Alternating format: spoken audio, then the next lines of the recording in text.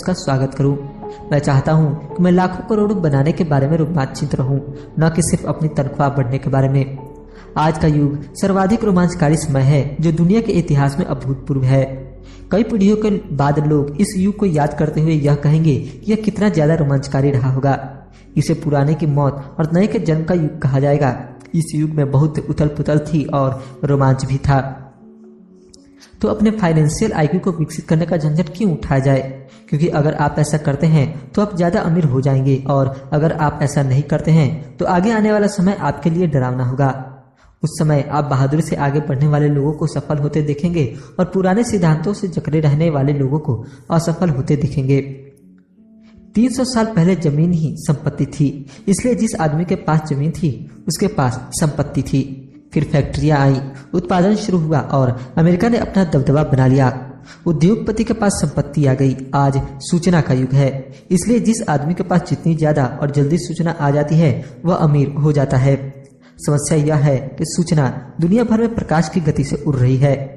इस नई संपत्ति को सीमाओं और दायरों में नहीं बांधा जा सकता जिस तरह जमीन या फैक्ट्रियों को बांधा जा सकता था। परिवर्तन ज्यादा तेज और नाटकीय होंगे। नए करोड़पतियों की संख्या में नाटकीय बढ़ोतरी होगी।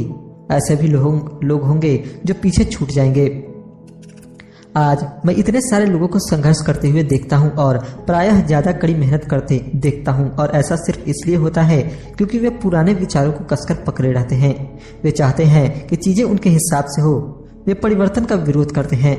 मैं ऐसा लोगों को जानता हूं जिनकी नौकरी छूट गई है, घर बिक गया है, और वे इसके लिए टेक्नोलॉजी या अर्थव्यवस्था या अपने बॉस को दोष देते हैं। दुर्भाग्य से उन्हें यह महसूस ही नहीं होता कि वे भी समस्या का कारण हो सकते हैं। पुराने विचार उनके सबसे बड़े विरोधी बन जाते हैं, और ऐसा इसलिए होता है क्योंकि वे यह जान ही नहीं पाते कि जो विचार पुराने जमाने में संपत्ति था वह आज इसलिए नहीं है क्योंकि जमाना आगे बढ़ चुका है।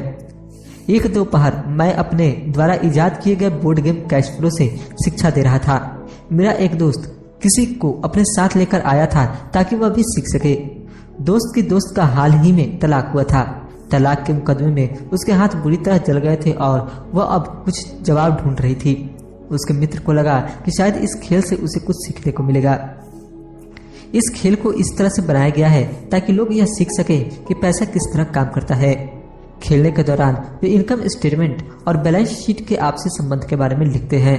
वे सीखते हैं कि किस तरह दोनों के बीच कैश फ्लो का होता है और किस तरह पैसे की राह में आपको अपनी संपत्ति वाले कॉलम से निकलने वाले मासिक कैश फ्लो को बढ़ाना होता है ताकि यह आपके मालिक खर्च से ज्यादा हो जाए। एक बार आप इसे हासिल कर लेते हैं तो आप चूहा दौड़ से बाहर निकल जाते हैं और तेज राह पर चल पड़ते हैं। जैसा मैंने कहा है, कुछ लोग इस खेल से नफरत करते हैं, कुछ इससे प्रेम करते हैं और कुछ इसका मतलब ही नहीं समझ पाते। इस महिला ने कुछ सीखने का बहुमूल्य अवसर खो दिया। शुरुआती राउंड में उसने एक डू डैड कार्ड खींचा जिस पर एक नाव बनी हुई थी। पहले तो वह खुश हुई, अरे मेरे पास तो एक नाव है। फिर जब उसके मित्र ने यह बताया कि किस तरह आंकड़े उसके इनकम स्टेटमेंट और बैलेंस शीट पर काम करते हैं तो वह कुंठित हो गई क्योंकि उसे गणित जरा भी पसंद नहीं था। बाकी के खिलाड़ियों ने शांतिपूर्वक इंतजार किया जब उसका दोस्त इनकम स्टेटमेंट, बैलेंस शीट और मासिक कैश फ्लो के बारे में उसे समझाता रहा। अचानक जब उसने यह जान लिया कि आंकड़े किस तरह काम करते हैं तो उसे यह जानकर झटका लगा कि उसकी नाव उसे जिंदा खा रही है। बाद में वह डाउन साइज हो गई और उसे एक बच्चा भी हो गया। यह उसके लिए एक भयानक खेल साबित हुआ। कक्षा के बाद उसका दोस्त आया और उसने मुझे बताया कि वह बहुत विचलित है। वह कक्षा में निवेश के बारे में सीखने के लिए आई थी और उसे यह बहुत मूर्खतापूर्ण लगा था कि इतने बेकार खेल को खेलने में इतना ज्यादा समय बर्बाद किया जाए। उसके मित्र ने उसे यह समझाने की कोशिश की कि वह अपने भीतर झांक कर देखे कि क्या यह खेल उसके किसी अंदरूनी पहलू को उजागर कर रहा था। इस सुझाव पर उस महिला ने अपना पैसा वापस मांग लिया। उसने कहा कि यह विचार मूर्खतापूर्ण है कि कोई खेल किसी के अंदरूनी पहलू को उजागर करता है। उसका पैसा तत्काल वापस कर दिया गया और वह वापस चली गई। 1984 से मैं करोड़ों कमा रहा हूँ और सिर्फ इसलिए कमा रहा हूँ क्योंकि स्कूल सिस्टम वह नहीं सिखाता जो मैं सिखा रहा हूँ। स्कूल में ज्यादातर शिक्षक भाषण देते हैं। अपने छात्र जीवन में मुझे भाषणों से चिढ़ थी। मुझे बहुत जल्दी बोरियत हो जाती थी और मेरा दिमाग इधर उधर भटकने लगता था। 1984 में मैंने खेल खेल में शिक्षा देना शुरू किया।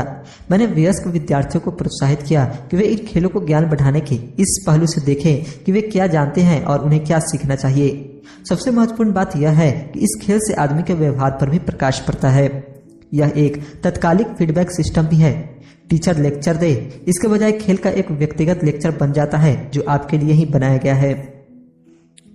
उस महिला के मित्र ने बाद में मुझे पूरी बात बताने के लिए फोन किया।